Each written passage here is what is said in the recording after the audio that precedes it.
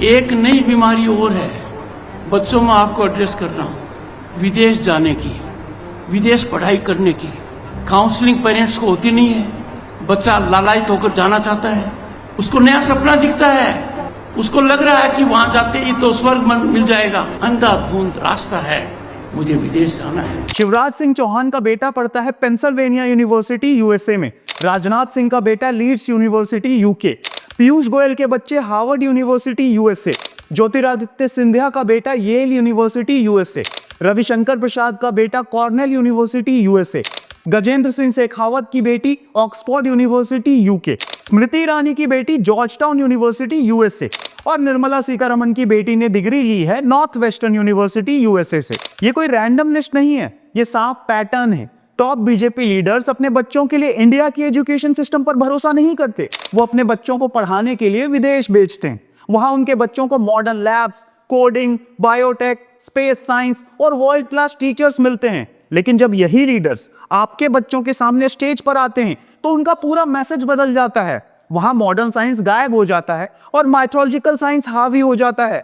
अनुराग ठाकुर ने बच्चों से पूछा कि पहला एस्ट्रोनॉट कौन था। बच्चों ने जवाब दिया नील आर्मस्ट्रांग। वैसे सही जवाब था यूरी गैगरिन, लेकिन उन्होंने काटा नहीं, उन्होंने और उल्टा कहा कि नहीं, पहला एस्ट्रोनॉट तो हनुमान जी थे। अब देखिए शिवराज सिंह चौहान को, उन्होंने कहा कि जब राइट ब्रदर्स का नाम भी नहीं था तब हमारे पास पुष्पक विमान था और महाभारत में अस्त्र थे जो आज के ड्रोन्स और मिसाइल से भी ज्यादा पावरफुल थे। विज्ञान हो, हमारी टेक्नोलॉजी हो, अत्यंत उन्नत थी। पुष्पक विमान जब यहाँ राइट बंधुओं का अता पता नहीं था तब आपने पढ़ा होगा भारत में अग्नेयास्त्र, वरुणास्त्र, ब्रह्मास्त्र, इनका उपयोग महाभारत में किया गया था और वो अस्त्र ऐसे होते थे कि टारगेट को हिट करके वापस लौट के आ जाते थे तर्कस में। आज जो मिसाइलों की वर्षा हो रही है, ड्रोन भेजे जा रहे हैं, ये तो हमारा देश बहुत पहले कर चुका था। अब सोचिए, हनुमान और पुष्पक विमान हमारी माइथोलॉजी का हिस्सा हैं। इन कहानियों का सम्मान होना चाहिए, ये फेथ और कल्चर की पहचान है। लेकिन माइथोलॉजी को साइंस की तरह क्लासरूम में पेश करना बच्चों को आगे नहीं ले जाता। बच्चे कंफ्यूज होते हैं। टेक्स्ट बुक एक बात कहती है, लीडर की स्पीच दूसरी। साइंस स्टोरी बन जाती है और करियर एक गैम्बल। और यही दिखती है बीजेपी की सबसे बड़ी हिपोक्रेसी। अपने बच्चों को हार्वर्ड और ऑक्सफोर्ड में रियल साइंस पढ़ाते हैं और आपके बच्चों को क्लासरूम्स में माइथोलॉजिकल साइंस सुनाते हैं। ये हमारी संस्कृति का गर्व है। हनुमान की ताकत, अर्जुन के अस्त्र, पुष्पक विमान की कहानी, ये सब हमारी सिविलाइजेशनल मेमोरी है। इन कहानियों का सम्मान होना चाहिए क्योंकि यही हमारी रूट्स हैं। लेकिन रूट्स और विंग्स की जगह अलग अलग है। रूट्स हमें ग्राउंडेड रखते हैं, विंग्स हमें उड़ने देते हैं। Roots is equal to mythology, faith, values, ethics और wings is equal to science, experiments, labs, innovation. समस्या तब शुरू होती है जब लीडर्स दोनों को मिला देते हैं। जब क्लासरूम में कहा जाता है पहला एस्ट्रोनॉट हनुमान थे या महाभारत में ड्रोन्स थे तो बच्चा कंफ्यूज हो जाता है। रिजल्ट ये होता है कि बच्चा ना माइथोलॉजी को सही तरीके से समझ पाता है ना साइंस को। इंडिया के स्टूडेंट्स को चाहिए modern science, coding, AI, biotech, space, medicine, climate science. ये सब्जेक्ट्स ही उनके जॉब्स और इनोवेशन का फ्यूचर बनाएंगे। माइथोलॉजी का सम्मान अपनी जगह है, लेकिन उसे साइंस की जगह बैठाना स्टूडेंट्स के साथ अन्याय है। भारत का संविधान साफ कहता है, it shall be the duty of every citizen of India to develop the scientific temper, humanism and the spirit of inquiry and reform. Scientific temper का मतलब सोचने की आदत फैक्ट्स और प्रूफ पर। ह्यूमैनिज्म का मतलब इंसान और समाज का भला एम्पैथी और डिग्निटी के साथ।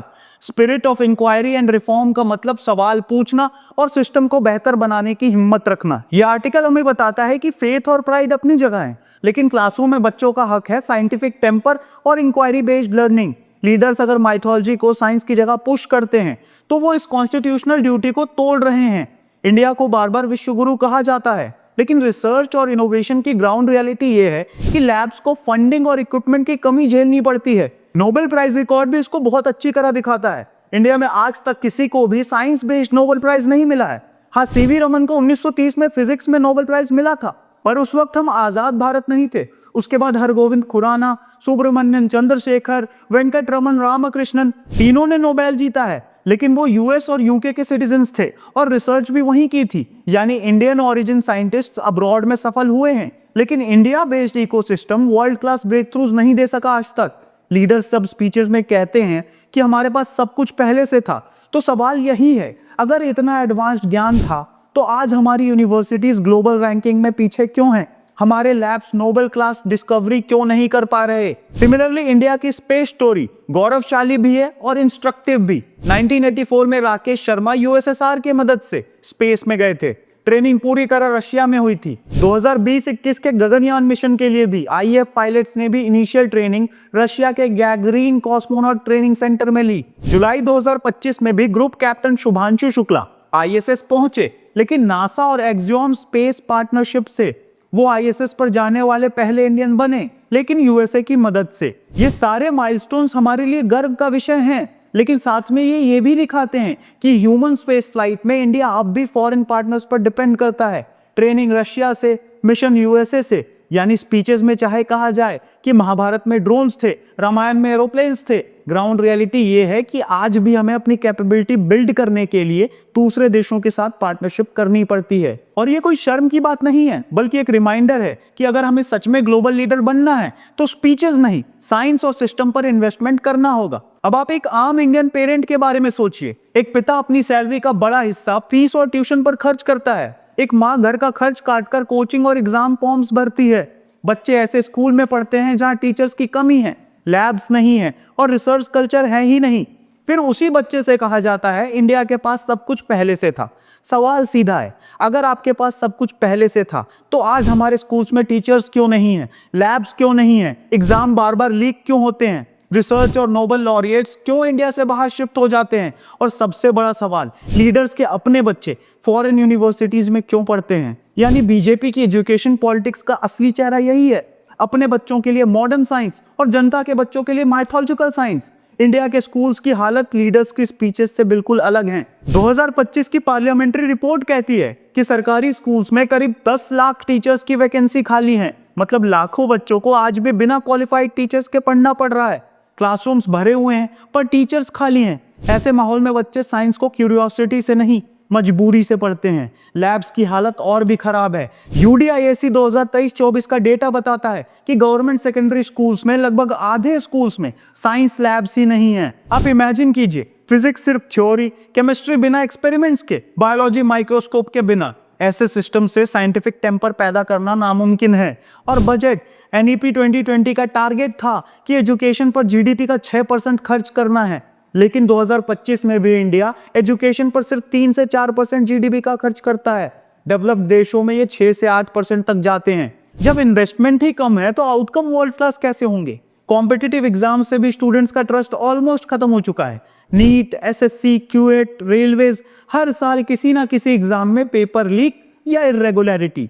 एक बच्चा सालों मेहनत करता है, लेकिन एक लीक उसकी पूरी मेहनत को बर्बाद कर देता है। यही गैप कोचिंग माफिया भरता है। कोटा, दिल्ली, हैदराबाद जैसे कोचिंग हब्स में सालाना अरबों का कारोबार होता है। पेरेंट्स लोन्स उठाते हैं, घर गिरवी रखते हैं, सिर्फ इस उम्मीद में कि बच्चे का फ्यूचर सिक्योर हो जाएगा। लेकिन जब एग्जाम सिस्टम ही अनरिलायबल है तो कोचिंग भी गारंटी नहीं दे सकती। लीडर स्पीचेस में एंशिएंट प्राइड बेचते हैं, लेकिन आज के स्टूडेंट्स के सामने सबसे बड़ा चैलेंज यही है, फेयर एग्जाम और इक्वल चांस। तो सवाल साफ है, क्या हम अपने बच्चों को 21वीं सदी का फ्यूचर देंगे या स्पीचेस में परोसी गई माइथोलॉजिकल साइंस? लीडर्स ने अपने बच्चों के लिए चॉइस कर ली है, हार्वर्ड, ऑक्सफोर्ड, येल।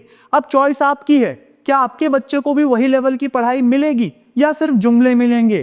फेथ को ऑनर दीजिए, लेकिन साइंस को क्लासरूम दीजिए, फ्यूचर को लैब्स और टीचर्स दीजिए। मैं रिपीट कर रहा हूं, कॉन्स्टिट्यूशन हमें साफ आदेश देता है, it shall be the duty of every citizen of India to develop the scientific temper, humanism and the spirit of inquiry and reform. ये लाइन हर स्कूल के दरवाजे पर लिखी जानी चाहिए। ये लाइन हर लीडर की स्पीच से पहले बोली जानी चाहिए और ये लाइन हर पेरेंट के दिल में दर्ज होनी चाहिए। अगर आप इस दोहरे स्टैंडर्ड को और बर्दाश्त नहीं कर सकते तो कमेंट में लिखकर बताइए, एजुकेशन चाहिए, जुमले नहीं। इस वीडियो को शेयर कीजिए WhatsApp groups, Instagram stories, Facebook walls, Twitter, जहां भी आपकी आवाज पहुंच सके। ऐसे ही वीडियोस के लिए सब्सक्राइब कीजिए नो नॉनसेंस को, क्योंकि यहां आपको सिर्फ मिलेगा मुद्दे की बात बिना बकवास।